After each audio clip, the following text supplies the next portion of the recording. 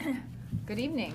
Welcome to the December 2nd, 2024 combined workshop and special meeting of the Village of Western Springs Village Board of Trustees to honor our nation's heroes and especially to honor the individuals who serve and protect us and our community. Please rise and join us in the Pledge of Allegiance. I pledge allegiance to the flag of the United States of America and to the republic for which it stands, one nation, under God, indivisible, with liberty and justice for all. Thank you very much. Clerk Timmick, may we have the roll call, please? Yes, President Rudolph. Trustee Vacan. Here. Trustee Chen. Here. Trustee Fink. Here. Trustee Lewis. Here. Trustee Naraki. Here. Trustee Terrell. Here. All present. Thank you very much. I believe we have a special introduction. We do, and I'd like to invite Chief Brian Scott up to the microphone.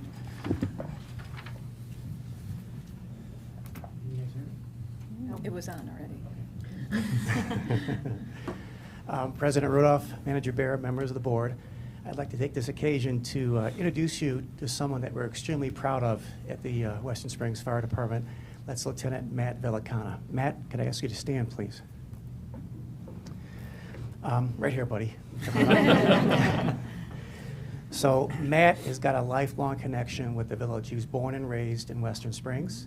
He's a graduate of LT in 2003, went to Illinois College where he got his bachelor's degree in biology in 2007, and then got a master's degree in environmental biology from the University of Illinois in 2011. Now from there, he went on to work for the United States EPA, where Matt works as a emergency response team coordinator. So he coordinates local, state, and federal resources for any major hazardous materials incident in the United States.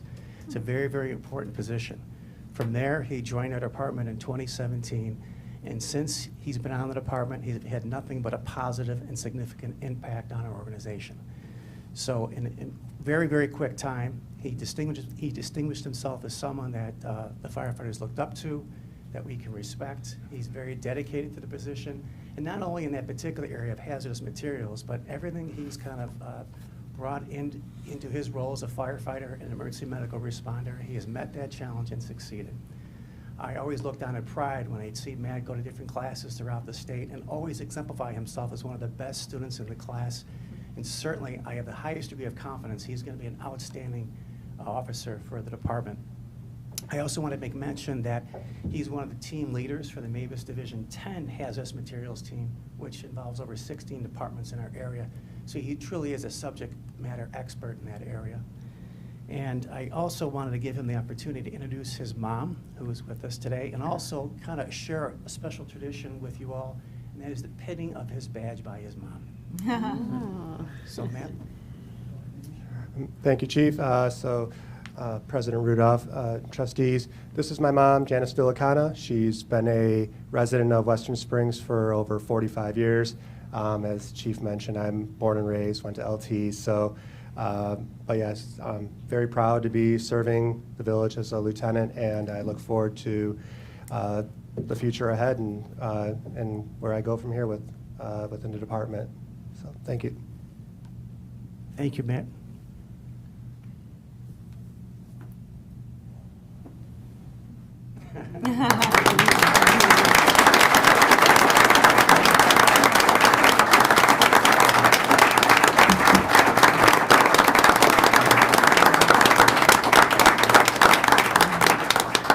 So we're all very proud of Matt. Thank you for taking time out for allowing us to do this evening. Thank you. Congratulations, and we're so pleased to have you as part of the community. Thank you so much. Thank you.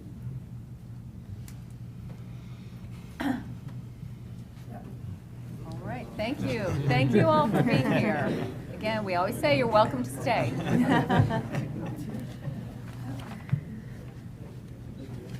They all have training to get to, so. Okay. Drills, right? Okay, training, never mind. Stay.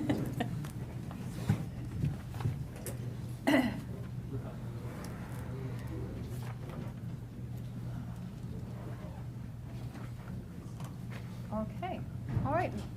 Very good, thank you. We will now move on to our Truth in Taxation public hearing concerning the 2024 Village Property Tax Levy.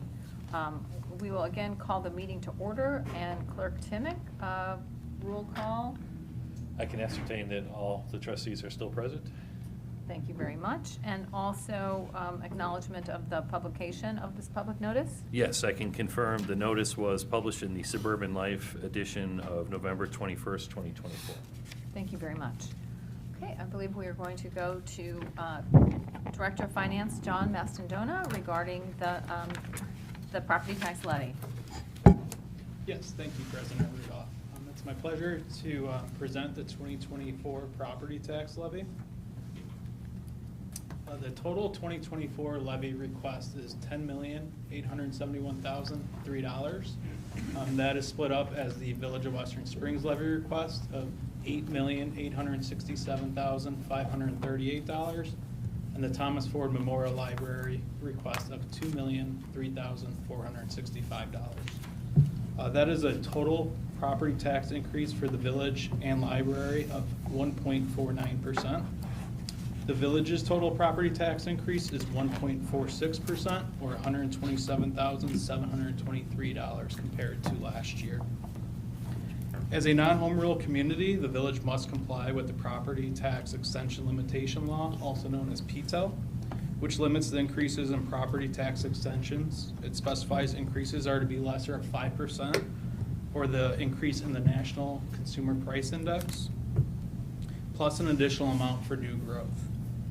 Exceptions from PTEL is debt service of general obligation bonds and the special recreation zone.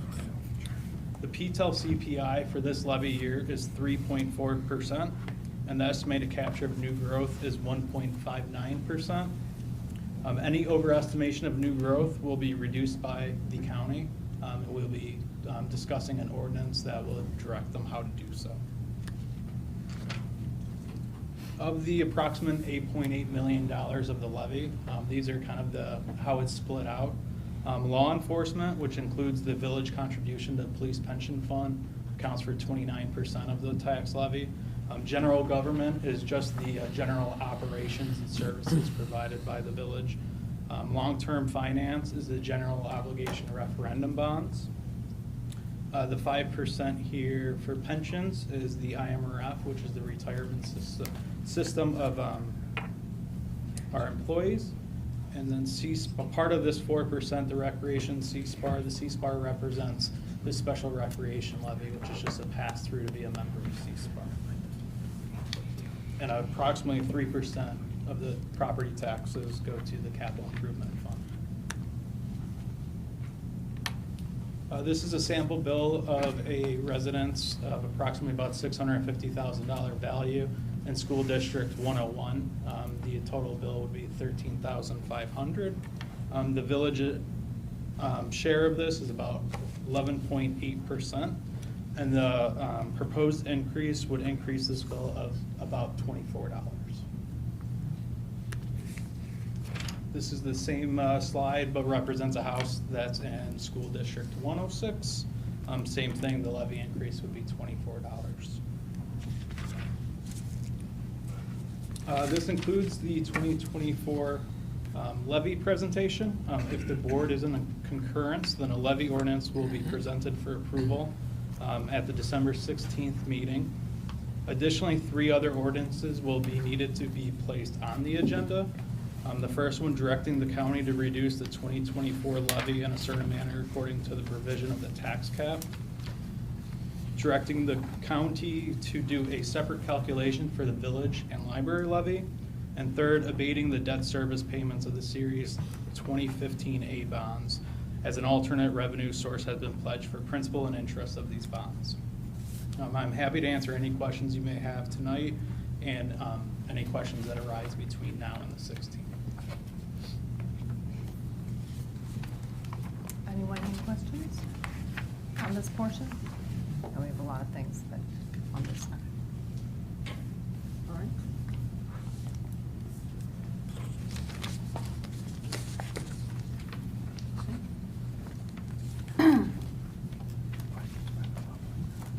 At this point, okay, probably no questions from the board. Any questions, comments from the public?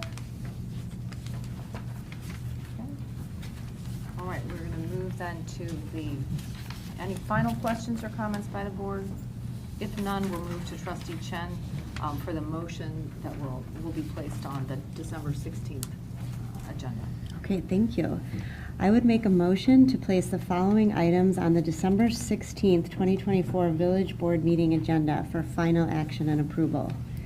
An ordinance of the Board of Trustees of the Village of Western Springs, Cook County, Illinois, providing for the levy, assessment, and collection of taxes for the year 2024 property tax levy. An ordinance directing the Cook County Clerk's Office to reduce the 2024 property tax levy in a certain manner according to the provisions of the tax cap. And an ordinance directing the Cook County Clerk's Office to reduce the 2024 property tax levy in a certain manner according to the provisions of the tax cap. Separate calculation for village and library levy. And a tax levy abatement ordinances for outstanding bonds. Is there a second? I will second the motions. Okay, and roll call? Yes, President Rudolph. Trustee Vakian. Aye. Trustee Fink. Aye. Trustee Naraki. Aye. Trustee Terrell. Aye. Trustee Lewis. Aye. Trustee Chen. Aye. Motion passes. Okay, thank you very much. Okay, with that, I will make a motion to close the public hearing. Is there a second? I second the motion to close the public hearing. Okay, voice vote to close. All in favor? Aye. Opposed? All right. Very good. We'll return to the agenda for the December 22nd, jumping ahead. December 2nd, 2024 Village Board regular meeting. Now we will call to order the public hearing concerning the 2025 operating budget. With this, again, roll call, confirmation, Village Clerk Timick. Yes, President Rudolph, I can confirm all the trustees are here and present. And similarly, acknowledgement of the publication of the public notice. Yes, again, also published in the Suburban Life edition dated November 21st, 2024. Thank you very much. And Director Mastandona, this presentation, and Village Manager Bear. I'd just like to start by thanking Director John Mastandona for the work that he has done throughout the last 4 to 6 months as he's been refining numbers and working with our entire leadership team. It's been exceptional work by all involved, and John and his staff have spent quite a lot of time on this. We had a great budget team this year, and all of our directors have worked very hard to bring you a budget that is balanced and that reflects the priorities that the board set with the strategic plan. So I'm going to turn it over to John, and he has a brief presentation for you. Thank you. Thank you. At this hearing, we'll be reviewing the 2025 proposed budget, and with the eventual approval at the December 16th board meeting. All committees have reviewed their respective departments. The Finance Committee has reviewed the budget in its entirety, and an interactive proposed budget can be found on our website within the Finance page. The village has 17 funds that all serve a specific purpose. And this shows the revenues of each fund on the left and expenditures on the right. A couple of things I would want to point out is in the middle, the capital funds, the motor fuel tax, the capital improvement fund, and the water and sewerage. Expenditures are greater than revenues. This is just due to capital improvements and the timing of that. So with a lot of large capital infrastructure projects, we need to accumulate a fund balance to be able to do them. So that's why there shows a deficit within the 2025 year, but a lot of these actually have been deferred from prior years, but why those look like to be a deficit. This is the total revenues by categories. This is categorization of the total revenues of $43 million. It's consistent with village demographics, and being almost entirely a bedroom community, is 95% is residential. We are very reliant on property taxes. As discussed in the levy presentation, the village is required to contribute to the police pension fund, which is about 25% or 1/4 of the entire levy. Property taxes provide just under 23% of total revenue. Proceeds of long-term debt will be discussed in more detail later in this presentation, but is about 20% of the total revenue in 2025. Sales taxes, states, local government distributive fund, and licenses and permits have been strong in recent years and projected to continue in 2025. These revenue streams are closely monitored throughout the year as they are impacted by economic conditions. This allows the village to make any adjustments if needed. A significant portion of the 2025 expenditures, amounting about 32%, is allocated to capital infrastructure projects. They'll be covered later in this presentation. Salaries and benefits of 30%, including pension contributions. This is typical of a municipality of our size. The chart also breaks out non-discretionary expenditures. The village is obligated to repay all debt and provide police and fire benefit payments.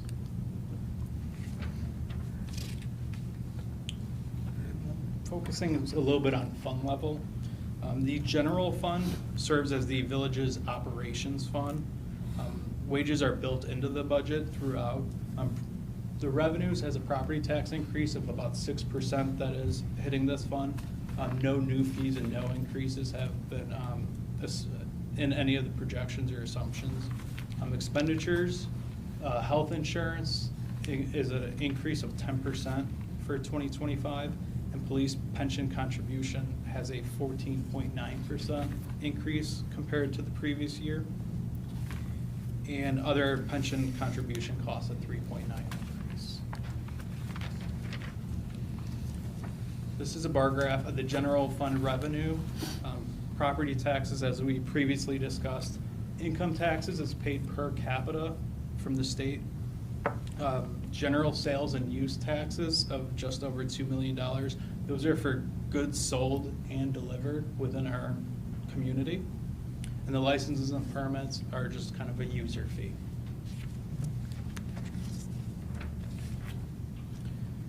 As previously discussed, a portion of sales tax of goods purchased within the village stays within the village.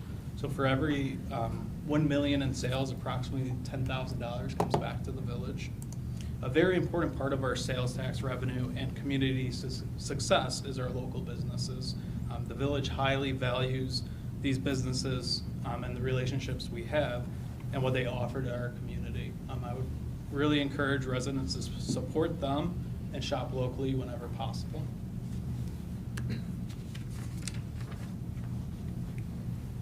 The breakdown of general fund expenditures. It's consistent with previously discussed. Majority goes to salaries and benefits. This is very similar to other municipalities and other companies that serve in the service industry.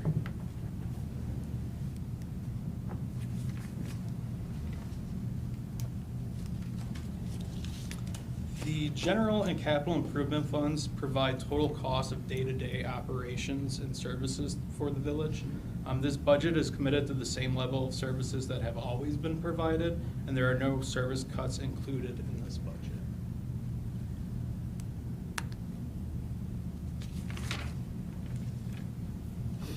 The capital improvement fund, this is where a lot of our costs for vehicles, buildings come out of. A few things I would want to point out and notate is the building and land improvements of $833,900. A couple of the big larger projects that make that up is a entrance gate down at the Public Works Yard, the West Underpass crosswalk on Burlington, and sidewalk construction on Grand from 51st to 55th. And in vehicles, the purchases of $489,000, that includes an ambulance for the fire department. That's approximately $400,000, which is partially funded by a grant the village received from Senator Susie Glowiak Hilton's office. We are very appreciative of that. And office equipment and furniture, that includes the village's IT needs and the ongoing security. The roadway construction fund, there are no roadway construction projects budgeted in 2025. As right now, there's no current funding source for that. For our motor fuel tax program, these are funds that we receive from the state on a per capita basis that has restricted use. We have historically used these for resurfacing projects. We have two budgeted in 2025, Hampton Avenue from Hillgrove Avenue to Ogden Avenue on the left. That will be approximate cost of the village of $206,400, and 45th Street, Wolf Road to Gilbert Avenue.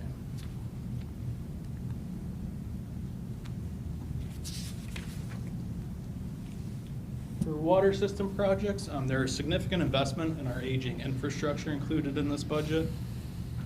A few to point out, the top one on the left is Springdale Water Main Project of $500,000. That will also be combined with another project that will be discussed on the next slide or two. But since we'll be doing work there, it is a good time and a water main that needs replacement. Also the IEPA project for $785,000. That is for lead service replacement. As of this year, there's also a revenue component of a loan that is coming in from the Illinois Environmental Protection Agency, and the continuation on the right of our overhead sewer program, which is a reimbursement program for residents who qualify.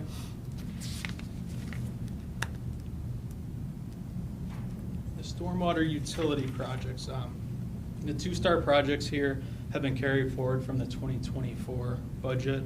The board approved issuing up to $9.5 million in alternate revenue bonds. This debt will not impact the tax levy, as the revenue from the stormwater utility fee has been pledged to pay this debt.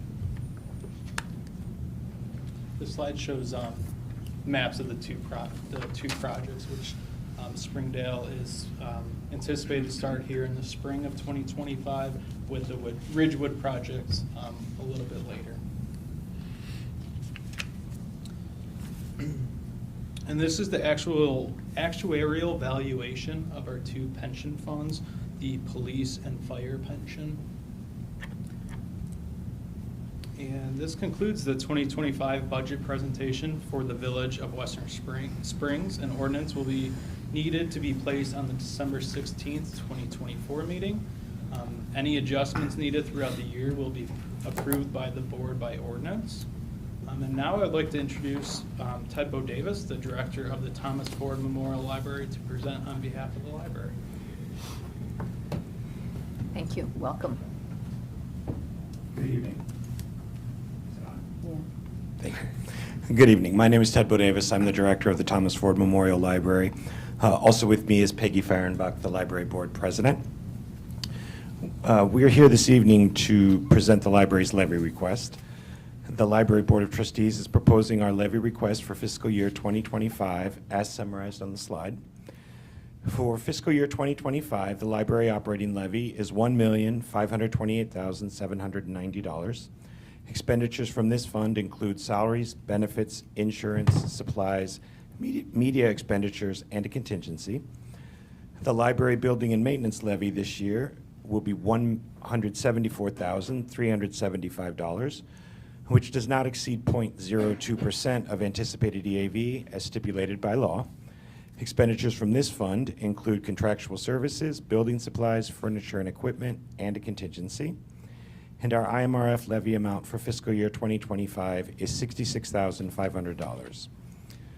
The bond levy, including a 5% statutory loss allowance, is $245,490 for repayment of our general obligation bonds, which were approved by voters in 2018. So the total of the Thomas Ford Memorial Library levy is $2,015,155, which represents a 1.02% increase over last year's final levy amounts. Also included in your packets, there's a summary budget for the new year. I'm happy to answer any questions. Thank you. Anyone have any questions? I'd just like to note that just like the library board, our board and all of your committees have reviewed all of these budgets and all of the items that have been placed in those budgets, and it's been a several-month process of board review, and so I think that should be mentioned as part of our process as we go forward to potential approval at our December 16th meeting as well. So thank you to all of you for the time you've spent, to the library board for the time they spent on their budget, and certainly to the staff. Thank you very much. Thank you very much. Any questions or comments from the board? I just had a quick question for Director Mastandota. I saw that what we paid into the police pension fund is considered a revenue, and then what comes out of it is an expense. Are those apples to apples, or are we at a deficit with that? And in comparison to that 71% figure that I saw for 2023? Pull that up real quick.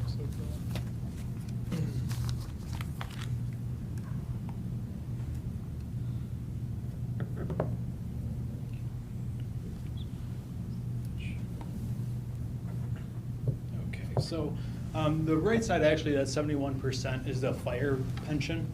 That is the amount that's actually defunded liabilities.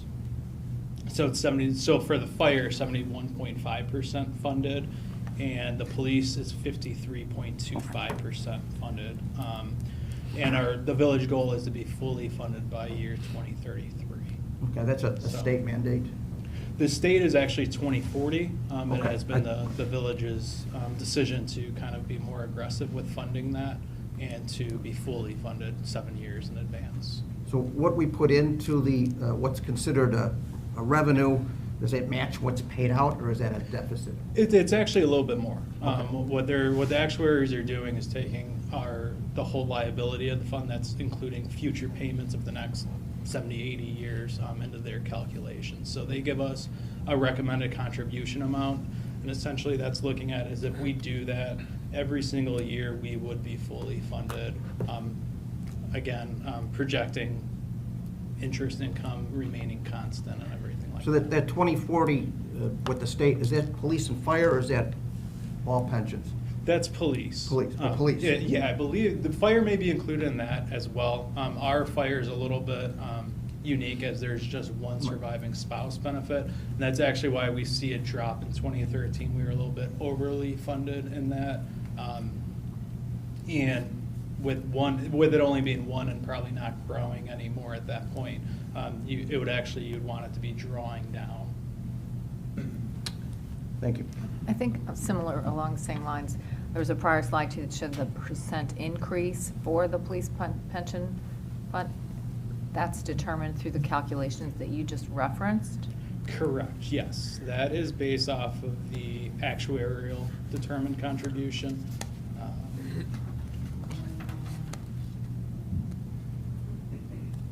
The 14.9% Yeah, that one, increase, yeah. yeah. And so that was an increase compared to last year. So we saw some demographic changes Okay. throughout the fund. That's looking at how many current beneficiaries there are, how many are currently paying in, what the market's doing, any laws that are changing, life expectancies play into that as well.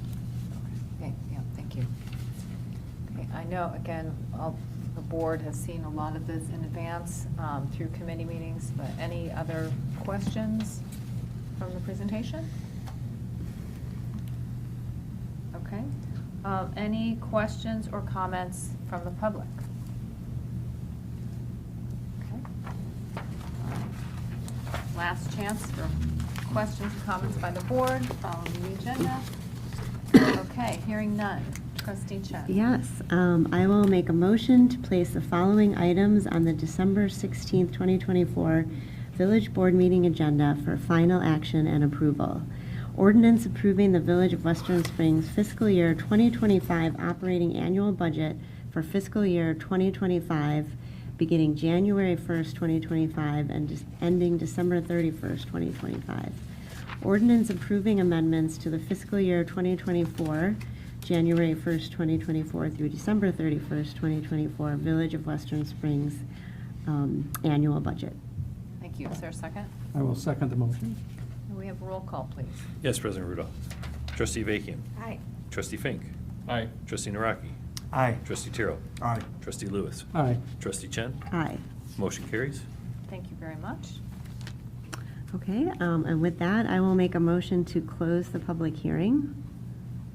I will second the motion. Mrs. Forsberg. Okay, all in favor of closing this public hearing? Aye. Opposed? Okay, very good. Now, next item, we'll return to the agenda for the December 2nd, 2024 Village Board regular meeting. And with that, As is our custom in our agenda, we will begin with citizen comments. If anyone here tonight has anything to say before we get started. Okay. All right, very good. We will move on then to our committee reports, and we'll begin with general government. Trustee Terrell. Thank you, Madam President. I have 2 items on the agenda. The first is the Refuse and Recycling Services Agreement between the Village and Lakeshore Recycling Systems, LLC. Back in 2020, we entered into an agreement for refuse and recycling with LRS. The current agreement expires on December 31st of 2024, so we are proposing entering into a new 5-year contract expiring on December 31st, 2029. The staff has reviewed the proposed contract and compared it with the recycling services in our surrounding communities and found that the proposal was not only comparable but was much lower in most categories with our neighbors. The proposed 1-year increase with LRS is $1.46 to $3.54. Is that percentages or dollars, Casey? That's dollars. Dollars, okay. The annual increases for year 2 to 5, that's from 2026 to 2029, average about 4% per year. That's consistent with all the local community contracts. The current agreement also the current agreement, the one that we have, has a 10% senior discount for curbside services for citizens 65 years and older. That's changing. Our neighboring communities have senior discounts for 35-gallon carts, which our staff was able to maintain for curbside pickups in the new contracts. So that's free. That's 10% discount for seniors. For those seniors 65 and over that have 65 and 95 gallons, you'll still get the 10% discount if there's an income-based discount of $65,000 annual income or less, and then you can still get the 10% if you've got the bigger carts. There's a small change for the temporary suspension of collection services for residents putting their services on hold if they go on vacation or on a long trip or having their house renovated.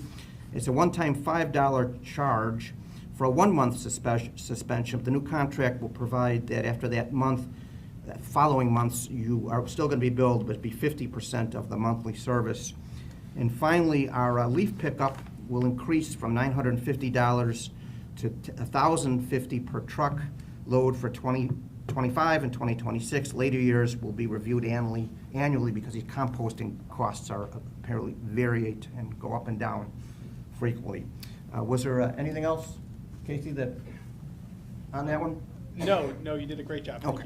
The second order of business, assuming no one has any questions regarding the LRS contract, the second order of business concerns are the approval of the amended Class H liquor license and temporary use permit for Devonte, located at 800 West Hillgrove. Devonte has submitted an application to permanently expand their outdoor liquor cafe. Back in 2013, we approved the Class H license and allowed Devonte 30 seats on the outdoor sidewalk running north of the building. When COVID came along during the emergency protocols, Devonte came and asked for additional seating in the parking lot, and under the emergency proclamation, we allowed, I believe it was 56 more seats into the parking lot. That has expired, and it came before us on behalf of Devonte to ask for that Class H amendment to put the seats in the parking lot on a permanent basis. I believe they are looking for the same 30 seats on the sidewalk and 38 additional seats in the parking lot on a permanent basis for a total of 68 seats. That came before us on our October 9th meeting. During the process, the village was notified that the local liquor manager had changed at Devonte. The application was put on a brief hold to complete a background check on the new liquor manager and allowed them to update their site plan to comply with the recommendations of the committee and the commission regarding some ADA regulations. The applicant and Director Vallone are here to answer any questions. Director Vallone can provide you a summary of the current site plans. Thank you, Trustee Tyrrell. So as was mentioned, Devonte has requested to permanently increase their outdoor liquor cafe into roughly 4 parking space area within their parking lot north of the building. As Trustee Tyrrell mentioned, they are currently asking for 68 seats, so that would be 30 seats on the original walkway approvals from 2013, and then an additional 38 seats within the parking area.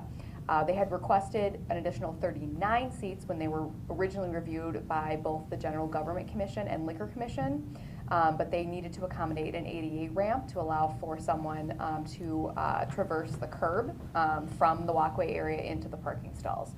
And in that rearrangement to accommodate the ramp, they did lose a seat. So they are looking at a total of 38 seats. Did the applicant wish to address us, or? Okay. Hi, I'm Chris Bernal, I'm one of the regionals. So my name is Christopher Bernal. I'm actually the regional for the Devontae Group.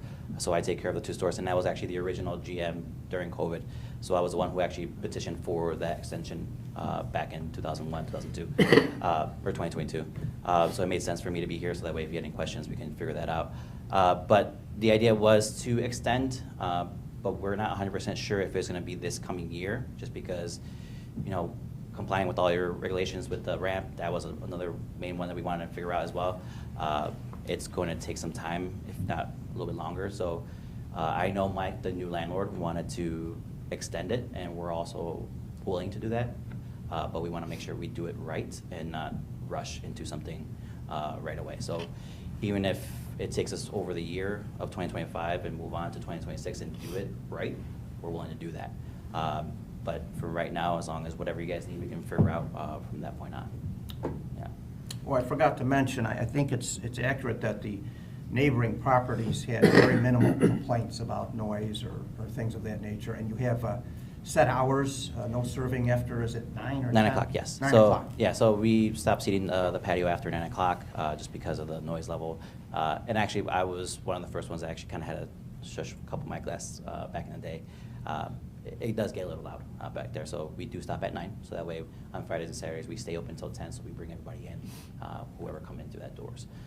We have myself, the LCs, which is Mark, Chris, and we've had a conversation to keep our staff sending home right away to stay away from the parking lot. I don't know who the new managing partner is for Guac and Tacos, so we're going to try to have a conversation with them and make sure that their staff leaves appropriately and does not stay in the parking lot and play music, because I come here once in a while at 9:30, 10 o'clock, and a lot of staff stays there and they do blast their music. So I've seen it, and I've had talked with Mark and Chris about it, so we're also trying to eliminate that issue. Oh, and then, so yes, as well, Mike, he's also installing new cameras, so if it's none of our staff, we were able to see, and we can actually let Guac and Tacos know to kind of help us out with that. So we'll make sure we can help you guys out with that as well.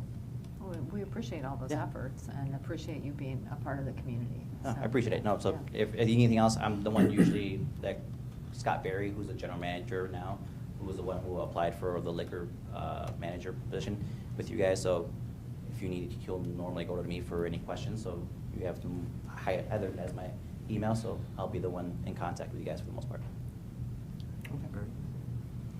Thank you. Awesome. Thank you. Thanks. Both this matter and the LRS will be on omnibus on December 16th. Okay. I'd have no further report. All right. Thank you very much. Okay, moving on to our Finance Committee report. Trustee Chen. Thank you. The first item that we discussed in Finance Committee, and that is on the agenda tonight, is a referendum to issue general obligation bonds to fund infrastructure. A detailed memo about the efforts around developing this bond amount, what it's used for, is included in the meeting packet. And we've discussed this matter in detail in the Finance Committee. But I'm just going to highlight a few points from the memo and from our discussions. So Western Springs has historically funded major roadway projects with general obligation bonds approved via referendum. In 2008, voters approved a general obligation bond referendum for $6 million. In 2016, they approved another general obligation bond for $12 million. All bond funds were used for roadway construction projects only. Underground infrastructure projects were sometimes included in those projects, but funding was not available for all water sewer replacement on any one project. As the village has advanced in the past, general obligation bonds approved via referendum are necessary every 7 to 10 years if all revenue sources remain consistent. Also, the 7 to 10 year time frame is established by the general obligation bond requirement that debt be issued within 7 years with all money spent within 10 years. As a non-home rule community, we have a legal debt limit of approximately $87 million, with already incurred debt of approximately $14.5 million. That leaves $72,417,000 available of debt to incur. The Finance Committee is proposing a general obligation bond in the amount of $45 million be considered for the April 1st, 2025 ballot.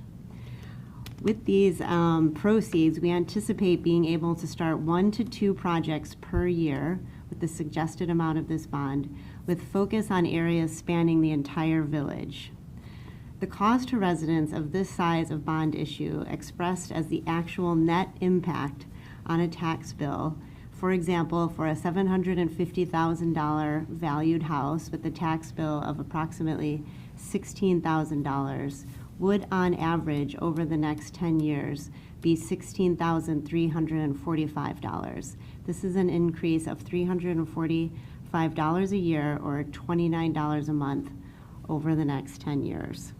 So I'm going to stop there and open it up for anything else from staff or from the board on this matter. I think one thing to just make sure we're all clear on is the definition of what this referendum can cover, right? Again, in the past, this has always been for roadway, but this is general infrastructure. But the definition of that, I want to make sure just that I have the correct, the full definition. It's roads, storm, sewer, water delivery, sidewalks, lighting, municipal buildings, and the fiber optic network. Correct? Am I missing anything? Streetscape, sidewalks, all could be included in infrastructure as Okay. well. Are there any, I guess maybe then another question too, anything we should call out that is excluded from that we might think of?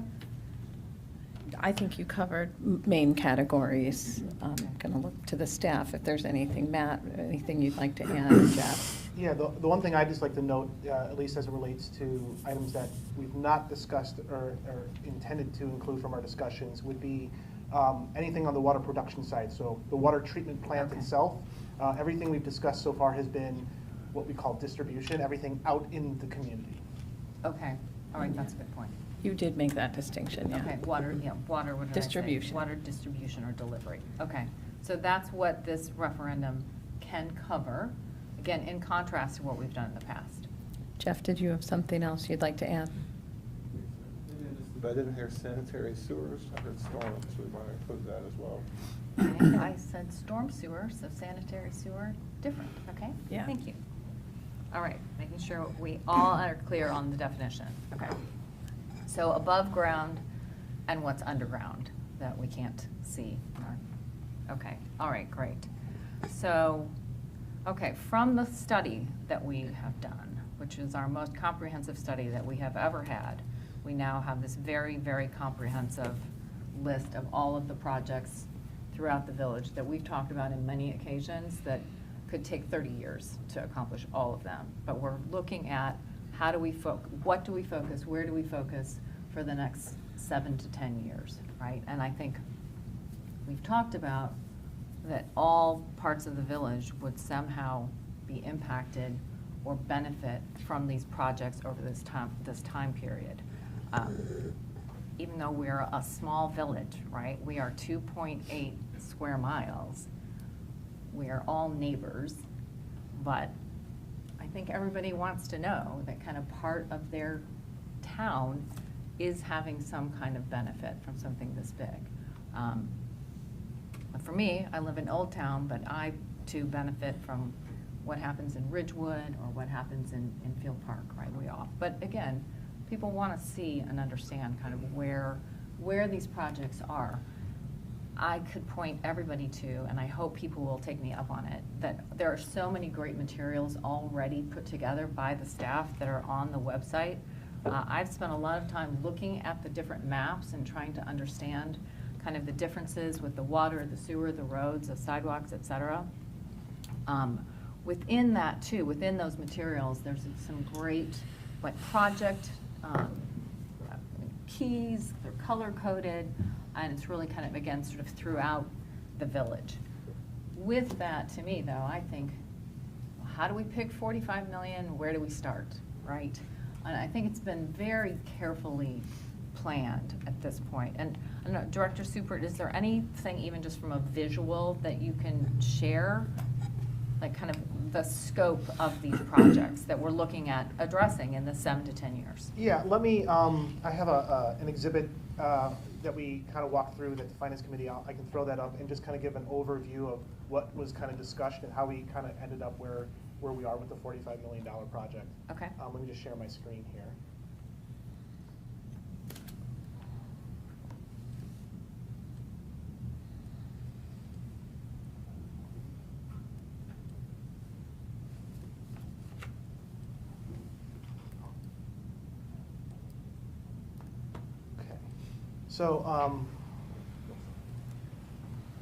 So I just want to start out, I think, the one important thing, I think this is something that staff stressed right out the gate is, the projects that we have listed here are not necessarily the exact projects that we would be constructing. I think one of the things that we tried to talk about very much up front is that we would be working with the engineering consultants that we have to refine the scope of any particular project that we would look at.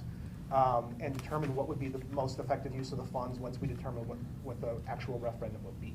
But what we did for the purposes of our discussions is we took some assumptions based on the full list of projects that Baxter and Woodman put together and presented to us back in February. If you recall, and the map is, as President Rudolph mentioned, that map is on the village website. There was a much larger number of projects identified, and that was the top 15% of all of the need in the village, and that 15% was about $209 million worth of projects. What we did from there was look at our staff capability of about how many projects could we actually realistically handle in 1 year, how would that impact various subdivisions in the community. If, for example, you did 4 projects in one neighborhood, it'd be hard to just traverse through that neighborhood. So we put together kind of using our historical records of where we did roughly 1, maybe 2 major roadway reconstructions a year, and then potentially some supplementary work with resurfacing or just water and or sewer projects. And we put together kind of like a model or a representation of what a program might look like. So what we have here is this is what we use to kind of basically identify some of our projects that could hit every neighborhood within this time frame. The projects represented here are not all roadway reconstruction projects. Some of them are roadway reconstruction projects that do include all the water and sewer underground. Some of them are water and sewer only projects, and then some of them are line and resurfacing projects that have some supplementary improvements such as sewer lining or other underground improvements. So we tried to do, with the discussion that we had at the Finance Committee, have some representative projects of the full spectrum to kind of land where we did with what our scope would be with the $45 million that the committee ultimately recommended. Very good. Thank you. I know this is a lot. This is a significant undertaking, what we have ahead of us. We've never had 100-year-old infrastructure until now. Some of the sewers being constructed in 1922, right? That's right?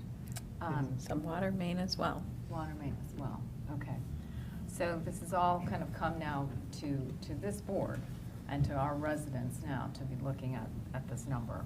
I appreciate that our limit is higher, but that also I appreciate that 45 million is a carefully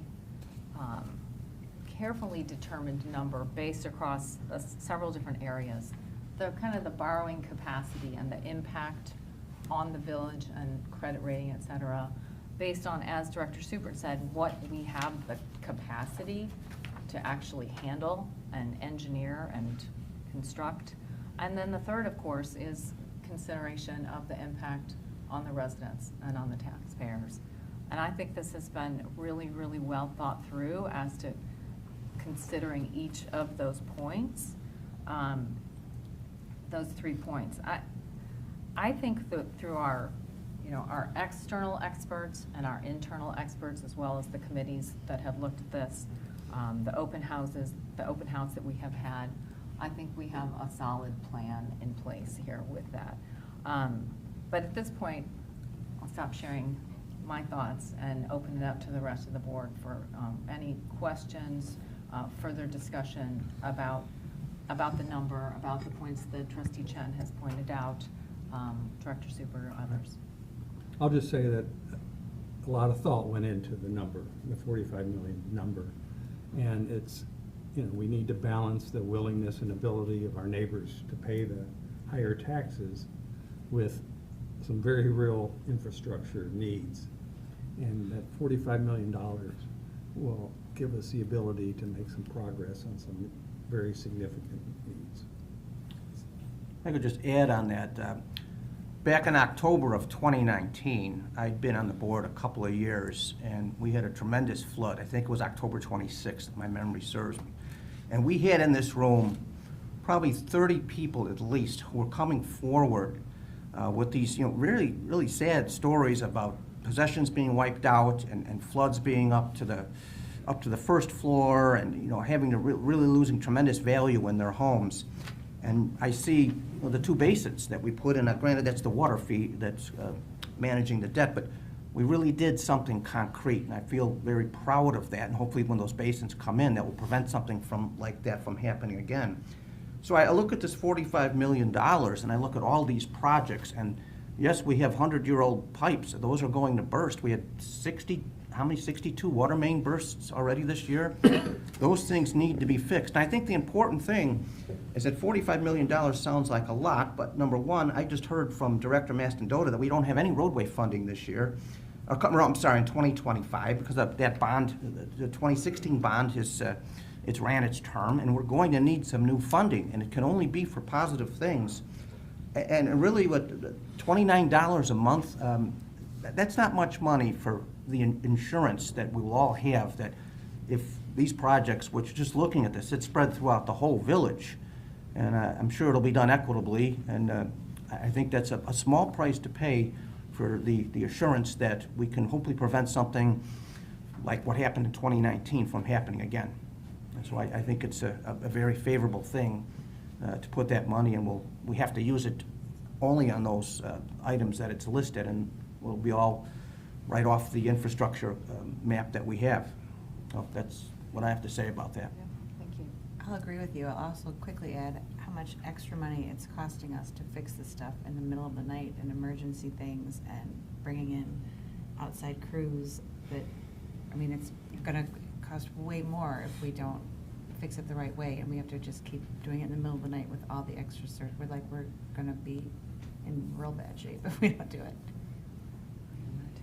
Yeah, no, I agree. There's a cost to doing nothing.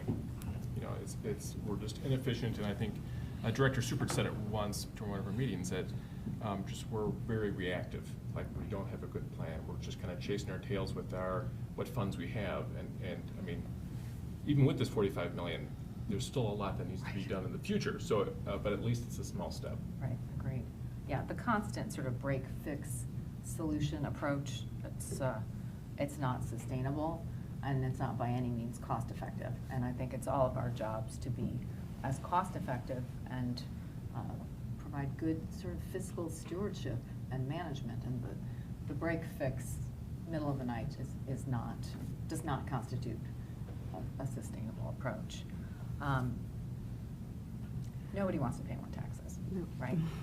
I don't want to pay more taxes, but crumbling roads, water main break texts all the time. We can't have it both ways, right? And I think going back to, we've mentioned this figure many times, this is a 95% residential community. I know I've seen reports about some of our neighboring communities who get substantially more income from sales tax, and we are not that community. That's just not who we are. We don't have that that opportunity.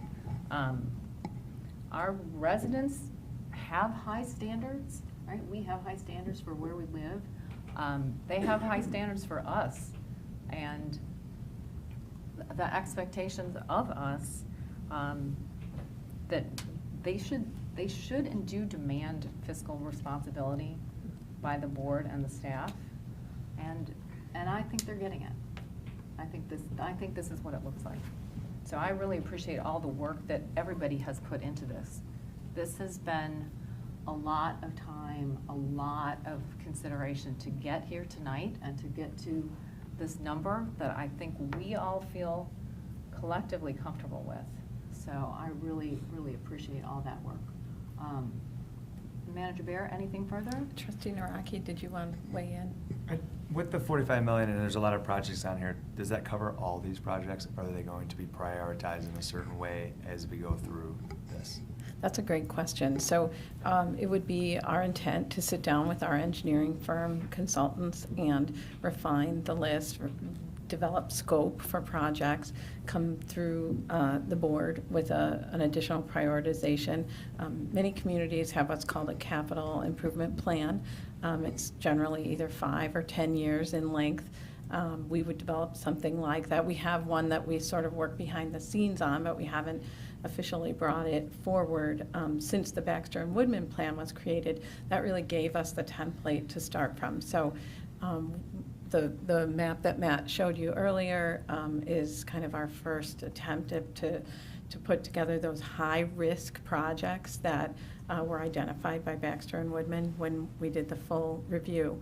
And so we will spend the next few months continuing to refine that and getting our 10-year plan together. Annually, though, that plan will be re-reviewed by the board as part of the budget process, so that if a higher priority comes up, something that we thought was a lower priority project or lower risk project comes to light as something that needs to be addressed sooner, that you may see some changes from year to year, and that would be typical in any municipality's capital plan.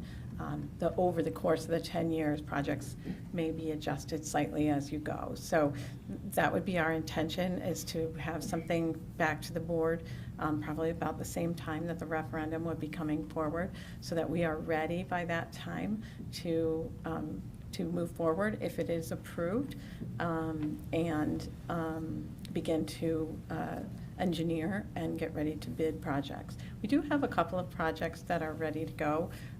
We had a roadway project that was identified in the Baxter and Woodman plan that also has very old infrastructure below the street surface.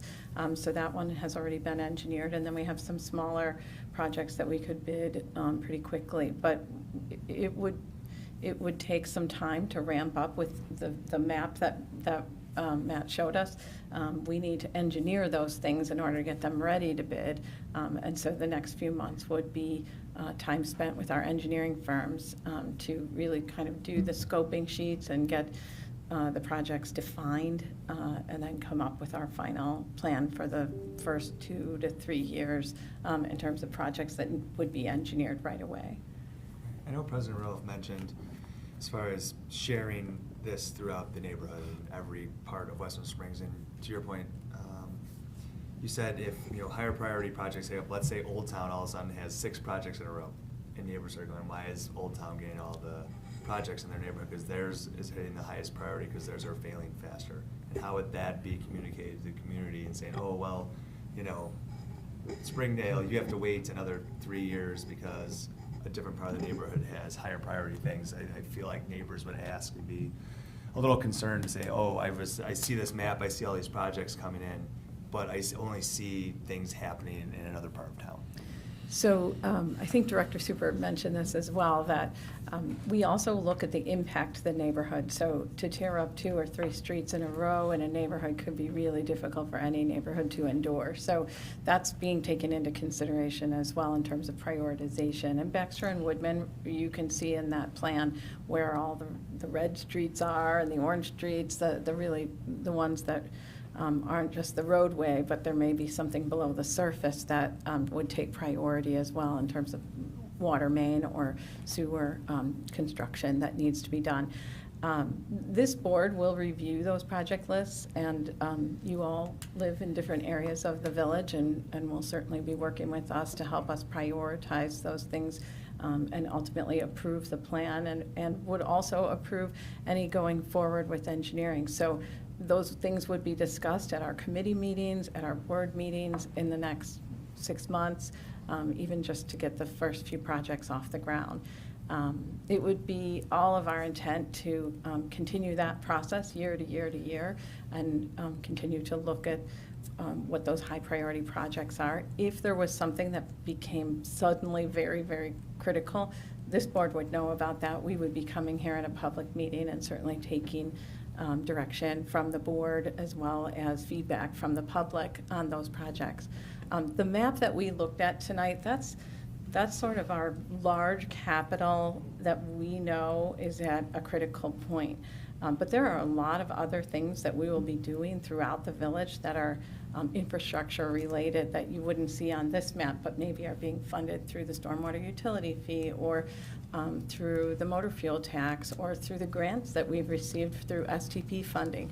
So what we'd like to do is come back to the board with this capital improvement plan that takes not only what we would fund through this referendum, but also overlay that with all the other projects that are funded from other ways through our water rates or other things, and then bring that to you for a more all-encompassing look at what capital could be accomplished over the next 10 years. Yeah, I think that'd be great. I think residents would like to see that as well. There will be an apparatus for a resident who lives at a certain location to take a look and see, okay, where do I stand? Where this has to happen on the street, but how significant is that? They'll know where they stand as far as prioritizing, correct? Just from Right, that would be what the capital plan would represent. And already, just even the maps that are on there, The you colors, can right. see where your own block, kind of the types of projects that are on your own block. The Baxter and Woodman plan is still up. We actually have the link right on the front page of the website, so residents can go into that. It's very interactive. You put your address in and you can really see what is happening in your neighborhood. It'll give people hope. Okay, maybe not, I'm not gonna get my street paved this year, but maybe within the next 2 or 3, rather than just some nebulous when the money comes in type of thing. You'll be able to actually see concretely where you stand by the color codes and the prioritizations. Yes. I was just going to also add that, and that the number is big, but it is spread out over 7 to 10 years. But also, I think it's well known in the infrastructure world that subterranean projects are very expensive. So water mains and sewers, this is just expensive infrastructure that needs to be addressed. And these are vital things that come in and out of our houses. Water coming into our house. I'm not gonna sewage. I mean whatever. But like these are vital. But it is expensive. I don't know. You guys have thrown out some numbers when you, I don't know, Jeff and Matt, when you replace a water main for 2 blocks. Like, what is the average cost? I know you guys have thrown out numbers. Yeah, it varies by project, of course. Yes. Exactly what you're doing, but you can see water main projects come in as high as $400 or $500 a foot for replacement. So sometimes it comes in less, but Okay. And you know, sanitary and storm sewer are not too much dissimilar. It's just the same type of operation. So that's kind of why the capital plan was nice in that it merged these together so that we can do resolve multiple issues at one time, which inevitably gives you the cost efficiency, not to mention the fact that you minimize the impact to the neighborhood by getting everything done at a single time. Yes. But yeah, it's not going to, at least it seems currently, it's not going to get any cheaper as we move forward. Like everything has gone up quite a bit in the last couple of years, and the construction industry is no different. We're seeing much higher bid prices than we were pre-pandemic. So. All right, thank you. That's all I was going to add. Yeah, no, it's great. President other- Rudolph, I do think we have some members of the public here who may have public comment regarding this. I just thought we might want to ask. Yep, we can kind of go out of our traditional order, and if anybody would like to make a comment, you're welcome to do so at this time. No? Okay. Okay. Any other discussion or questions? Okay. Well, if not, so that was the recommendation from the Finance Committee to this full board. I believe this will be moving forward on December 16th? December 16th. Okay. Yes, that's correct. Yep. Okay. And we will look at the actual referendum question and how that would appear, correct? Correct. There's a draft ordinance in your packet. We'll fill in the dollar amount and the interest rate. Finance director would take care of that, and I'll look at it, and it'll be teed up for your action 2 weeks from now. Okay, very good. And then following that, I think we would continue to have a lot of opportunity for public information sharing. We'll continue to have documents and things available on the website. I think we have the interactive tools such as the streets themselves. I think we're also looking at having kind of an interactive impact on my taxes kind of thing, so that we're providing residents and anyone interested as many kind of tools as possible, which we'll want to really make sure people are aware of over the next several months. So, okay, very good. Okay. When was the election? Was it April 1st? April 1st. 2025. That's right. That's correct. Excellent point. Very good point. Okay, wow, very good. Well, I'm just going to move on to the few other less heady items, more administrative, that we talked about in the last Finance Committee, and that I'm going to report out on, and that we're going to take action on. The next item is the transfer of excess reserves from the general fund to the capital improvement fund and the special purpose fund, and the needed budget amendment to the 2024 budget for these items. The Finance Committee reviewed this, and we recommend approval to the board for consideration on the omnibus. Just briefly, the village's reserve policy requires the unappropriated fund balance in the general fund be set at 30% of the current fiscal year operating expenditures, and allows for reserve funds in excess of 30% can be transferred according to certain other parameters.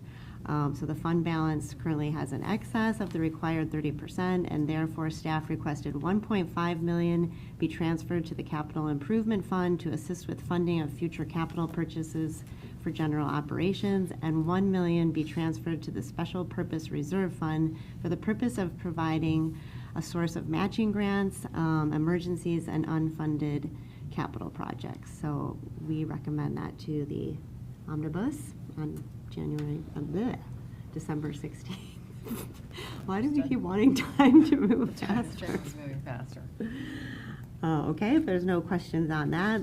Also, we reviewed some budgets amendments and transfers for municipal services department. The Finance Committee reviewed several budget amendments and transfers from the Municipal Services Department related to various purchases, capital improvement, and department operations for the fiscal year 2024. The Finance Committee recommends approval of these items to the village board for action on the omnibus. And then lastly, another sort of administrative item, the South TIF expenditure, second distribution per economic incentive agreement to Hawthorne 45 LLC. The Finance Committee reviewed the request for the second disbursement to Hawthorne 45 LLC, which is Foxford, for the increment received from the 2023 levy year in the amount of $145,295.23. And we recommend approval to the village for action on the omnibus for this second disbursement for the South TIF. And that concludes my report, if there are no questions. Any other questions or comments from Trustee Chen on the very substantive report? Yes. Very good. Okay, very good. We will move on then. Thank you, Trustee Chen. Thank you. Planning and Zoning Committee report, Trustee Naraki. No report tonight, President Rudolph. Great, thank you. Okay, Public Works and Water Committee, Trustee Fink. All right. So the first item is Phase 1 of lead service line replacement project. So there's amendments 1 and 2 to the engineering contract. So the first amendment is Public Works was recommending an additional $10,656 for a total of $75,826 for engineering for this. This is beyond what they expected for engineering. I thought it would be, you have a water and sewer line and you're just going to dig a hole and replace it, but the new water line has to be 10 feet away from the sewer line, so it's not in the direct trough. So because of that, there's more engineering to figure out the path to get the water there. And the second one is just a change in the language of the contract as required by the IEPA. And the next item is for phase 2 of the lead service line replacement project. Public Works was recommending HR Green for phase 2 for the design and bidding services not to exceed $69,083. That is for 45 homes. So again, that's for phase 2 of it. The next item is back to phase 1 lead service line replacement, recommending HR Green to do the phase 3 construction engineering services. So they're going to be on site supervising all the construction. So recommending HR Green not to exceed $77,220. The next item is the professional services agreement with HR Stewart for the water treatment, televising, and piping. We talked about this last month. So Public Works is recommending HR Stewart not to exceed $18,489.50. So what they're looking at is televising the water main between the pipe gallery and the water treatment plant to figure out the best way to get the water in there, whether they can reline it or have to put a new pipe to get the water there for treatment. The next item is the Robinson engineering proposal for professional engineering services. We're recommending $63,950 to Robinson. So it's doing 3 different things. It is completing the televising and cleaning of the sewer lines in Springdale and Ridgewood, and training staff how to evaluate the data that they're getting. They're going to assist with the mandatory reporting to the MWRD and complete 10-point repairs. The last thing is Public Works was recommending to ratify the unit price of $64.53 per ton for 900 tons of Morton salt. So this is how we get our salt for the village.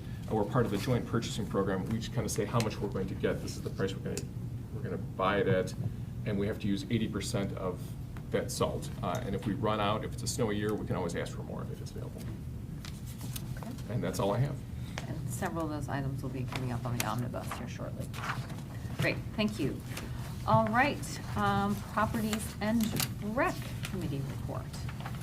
Thank you, President Rudolph. I just have one thing. I'm going to suggest a motion to reject all proposals received on November 20th, 2024 in response to a request for bids regarding the upgrade and replacement of the HVAC controls within the Village Hall of Western Springs. And I will let Matt give you a little more detail. Yeah, so in the pack we have a memo that explains a bit more, but we opened bids a little over a week ago for the HVAC controls to replace the Village Hall. We only received one bidder.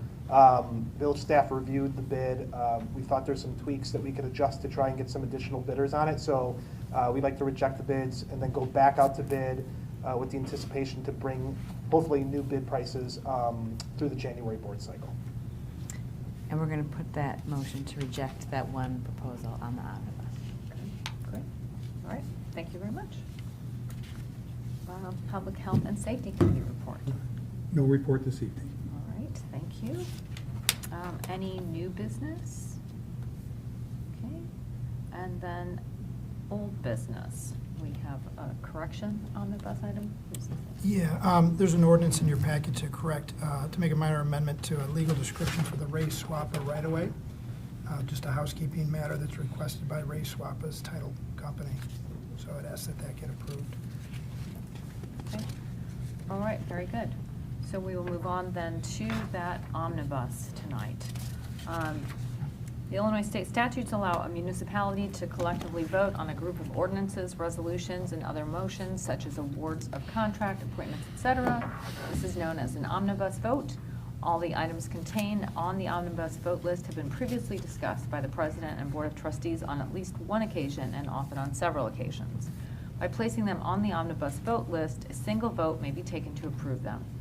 A trustee may remove any item from the list and have it discussed and voted on separately prior to the omnibus vote. Is there any such request this evening? Madam President, I don't have that request, but I do have a clerical issue here. I'm looking at the agenda which was handed out, and it starts with Resolution 242859, but Trustee Fink just mentioned the H.R. Green, 242856 and 242857, which were on the PDF which the village sent me. So do I have is it a motion to amend this to put those two resolutions on so that we can discuss them? Is that how I would go about doing this? We have 2856, 2857. They're not on my, They're not on the print. on the plan for today, so there'd have to be, I guess, some kind of amendment to the, But they were on the official agenda. They were on the official- We're on Posted the on- official agenda. That's on our screen? right. Do we need to amend this to conform or just go off the official? Just go off the official. Okay. The official is what's posted, and that's what we should work off of. Okay. Then I would, that being said, Madam President, I would move that the following ordinances, resolutions, and motions as contained on the meeting agenda for December 2nd, 2024 be adopted and/or approved under an omnibus vote. Agenda item number A, resolution number 24-2856, a resolution approving and authorizing the execution of a professional services agreement between the Village of Western Springs and H.R. Green Incorporated for the performance of Phase 3, that's construction engineering, services related to Phase 1 lead service line replacement program.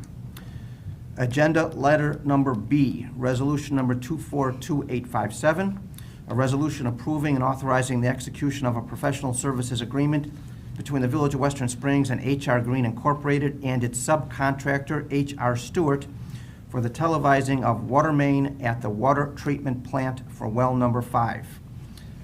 Agenda item number C, resolution number 24-2859, a resolution approving and authorizing the execution of a professional services agreement between the Village of Western Springs and Robinson Engineering Limited of Frankfort, Illinois, for review and training of televised sewer data, MWRD annual reporting, sanitary sewer point repair design, and bidding services for the Springdale and Ridgewood divisions.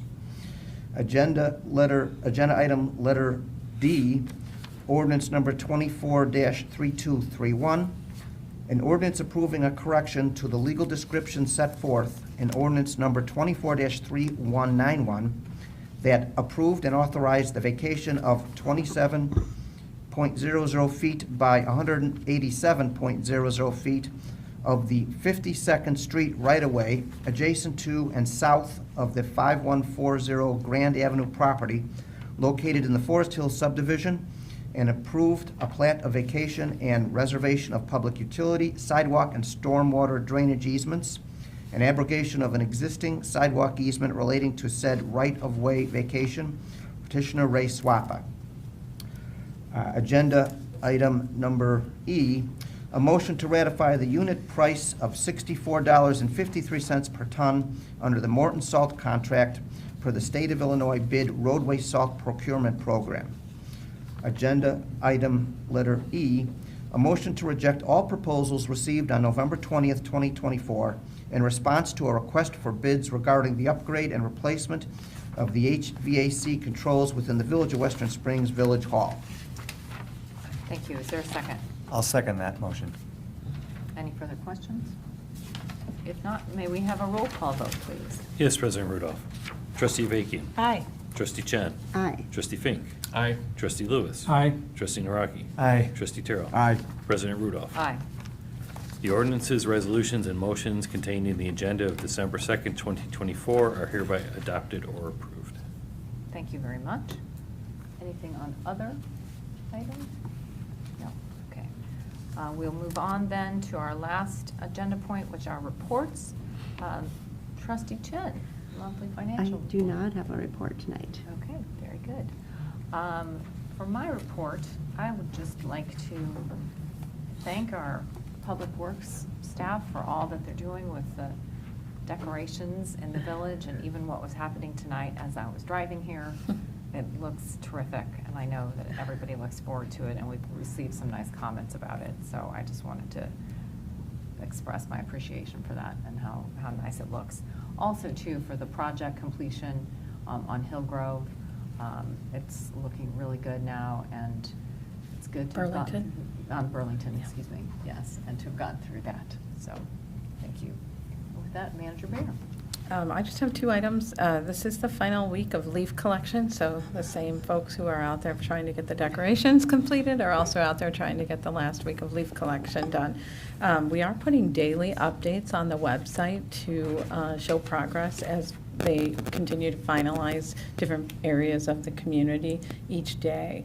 So leaves had to be placed out by yesterday as the deadline, and then each day they're moving to a different section of town to do the final cleanup. We typically have LRS come out and do some street sweeping once we get all the leaves picked up.